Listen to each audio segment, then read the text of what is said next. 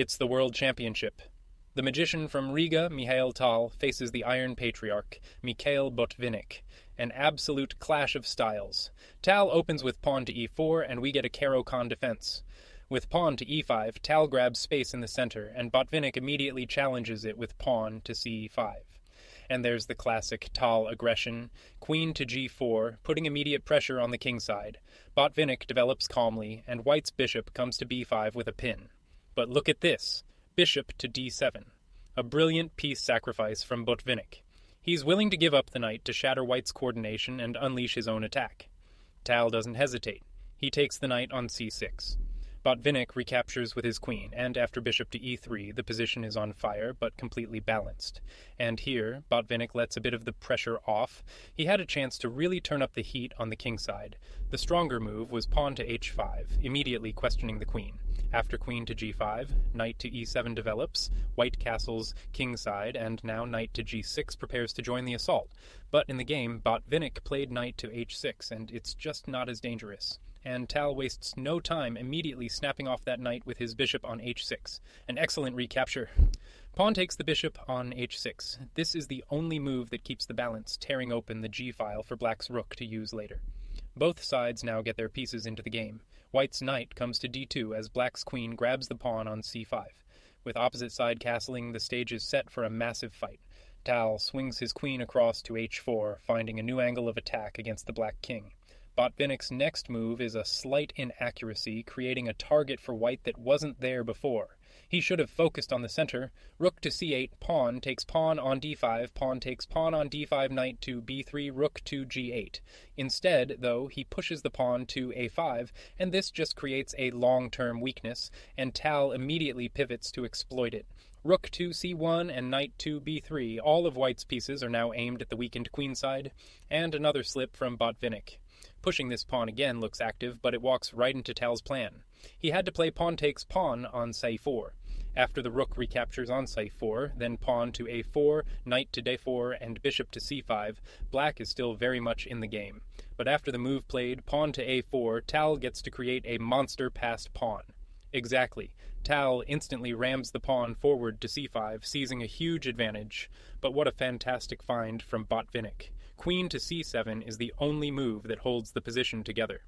Here's the critical idea. If White pushes pawn to c6, Black takes the knight on b3, and after pawn takes bishop on d7, the queen simply takes the pawn on d7, winning a pawn and staying alive.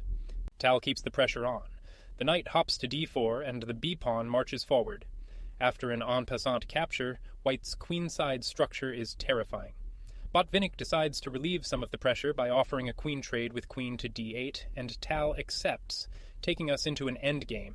And even in this tough endgame, Botvinnik finds the best move. Rook takes the queen on d8, the most active recapture and the best defensive try. But Tal is relentless. The pawn rolls forward to b4. This is another slip from Black. The rook move looks active, but it does nothing to stop the pawns, which are the real problem. He needed to bring his king closer with king to c7. Then, after pawn to b5, rook to a8, pawn to c6, and bishop to e8, Black is setting up a blockade.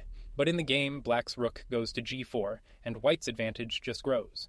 Now White's connected passed pawns on b5 and c6 are an unstoppable force. Tal calmly improves his rook to c2, while Botvinnik's bishop scrambles back to g7 to defend. A rare inaccuracy from Tal. Rook to a1 is not the most precise, and for a fleeting moment it gives Botvinnik a tactical chance to save the game. Pawn to g3, bishop to f8, rook to a1, pawn takes pawn on c6, pawn takes pawn on c6. But the move played, rook to a1, allows a hidden shot, and this is the decisive moment of the game. Botvinnik misses his golden opportunity and blunders, losing on the spot. He had an incredible resource in rook takes the knight on d4. After knight takes the rook on d4, bishop takes the pawn on e5, rook to a2, and bishop takes the knight on d4, Black is suddenly winning material. But he missed it. Instead, he played bishop takes pawn on e5, and this just loses. And Tal's reply is thunderous. Knight takes the bishop on e5, the only move, and it's a crushing refutation that secures the win. In a lost position, Black's final move just speeds up the end. A tougher defense was rook to f4, forcing the white rook to a4, but after the game move, rook takes the knight on d4, it's all over. Knight to d7 to check. a killer blow that forces the end of the game. And on that move, Mikhail Botvinnik resigns, and Mihail Tal wins the game. The position is completely hopeless, and here's the crushing sequence Botvinnik saw. The king is forced to c7. Pawn to b6 is check. The king is driven out to d6. Pawn takes pawn on b7, creating an unstoppable new queen. And after rook takes rook on c2, white's attack is overwhelming.